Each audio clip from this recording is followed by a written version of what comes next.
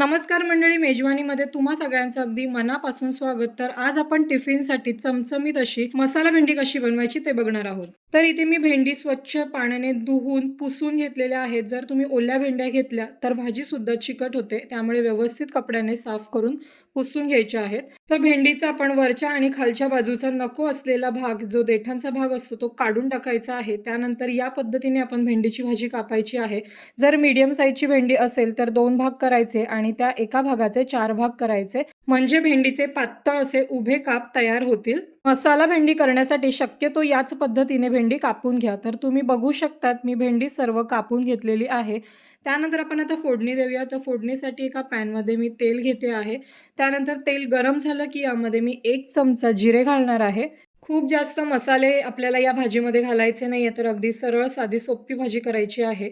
जिरे तडतडले की यामध्ये लसूण घातलेला आहे, जे इथे मी 10 ते 12 पाकळ्या लसणाच्या घेतलेल्या होत्या। लसूण छान तेलामध्ये परतून घ्यायचा आहे, छान असा गोल्डन रंग येईपर्यंत लसूण परतूयात। त्यानंतर यामध्ये मी 1 कांदा घालते, जो इथे मी मोठ्या साईजचा कांदा घेतला होता। तर कांदा सुद्धा आपण आता लाल होईपर्यंत किंवा साधारण अर्धा शिजेपर्यंत परतून घेऊयात। त्यानंतर यामध्ये आपण कापून घेतलेली भेंडी घालूयात। मसाले वरतून घालायचे आहेत, कारण ते लगेच जळायला लागतात। भेंडी आधी आपण तेलामध्ये परतून घ्यायची आहे। तर सर्व भेंडी मी ते घातलेली आहे। साधारण 2 मिनिटं आपण भेंडी तेलामध्ये व्यवस्थित परतून घ्यायची। तेलामध्ये भेंडी परतल्यामुळे ती अजिबात चिकट होत नाही, शिवाय तेलात परतून घेतल्यामुळे भाजी लवकर शिजते सुद्धा। तर तुम्ही बघू शकतात भेंडी आपली परतून झालेली आहे। यामध्ये मसाले घालूयात। तर पाव चमचा हळद, अर्धा चमचा मी इथे लाल तिखट घालते, अर्धा चमचा काश्मीरी पावडर कलरसाठी वापरायची आहे, अर्धा ते 1 चमचा धना पावडर घालायची आहे, चवीनुसार मीठ घालूयात आणि हे मसाले आपण फक्त हलवून घ्यायचे आहेत। लगेच हे मसाले जळायला लागतात, त्यामुळे फक्त हलवायचे, मिक्स करून घ्यायचे। त्यानंतर यावरती मी फक्त पाण्याचा 1 ते 2 वेळा शिपका देणार आहे, म्हणजे हातामध्ये थोडंसं पाणी घेऊन फक्त भेंडीवरती शिंपायचं आहे। त्यानंतर यामध्ये लगेच 2.5 ते 3 चमचे शेंगदाण्याचा कूट घालते आहे। तुमच्या आवडीनुसार तुम्ही कूट कमी जास्त करू शकता। त्यानंतर हे सगळं मिक्स करून घ्यायचं। पाण्यामुळे हे सगळं व्यवस्थित मिक्स सुद्धा होतं आणि शिवाय शेंगदाण्याचा कूट सुद्धा छान भाजीमध्ये शिजला जातो। तर शेंगदाण्याच्या कुटामुळे भाजी पुन्हा एकदा ड्राय व्हायला लागते, त्यामुळे पुन्हा एकदा आपण पाण्याचा शिपका देऊयात आणि यावरती झाकण ठेवायचं।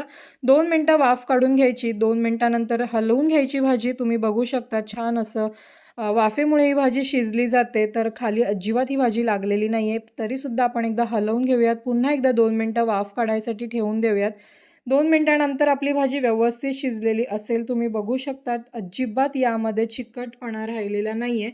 तरी पण जर तुमची भाजी थोडीशी चिकट वाटत असेल तर यावरती तुम्ही लिंबाचा रस पिळू शकता। लिंबाच्या रसामुळे भाजी अजिबात चिकट होत नाही। तर आता आपण पुन्हा एकदा झाकण ठेवायचं आहे। गॅस आता बंद करायचा आहे। पॅन किंवा कढई थंड होईपर्यंत याच वाफेवरती आपण ही भाजी आता शिजवून घ्यायची आहे।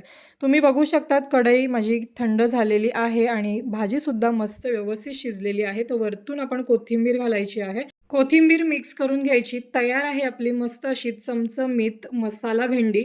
त्याच पद्धतीने भाज्या बनवून जेव्हा आपल्याला कंटाळा येतो त्यावेळी थोडीशी चव बदलण्यासाठी तुम्ही या प्रकारची भाजी नक्की करू शकतात। लहानांपासून मोठ्यांपर्यंत सगळ्यांना ही भाजी नक्कीच आवडेल। तर तुम्ही सुद्धा या पद्धतीने मसाला भेंडी नक्की ट्राय करून बघा। कशी होते ते मला कमेंटमध्ये कळवा आणि जर व्हिडिओ आवडला असेल तर प्लीज व्हिडिओला लाईक, शेअर, सबस्क्राईब नक्की करा। भेटूयात पुढच्या व्हिडिओमध्ये। तोपर्यंत हेल्दी खा, आनंदी रहा। धन्यवाद।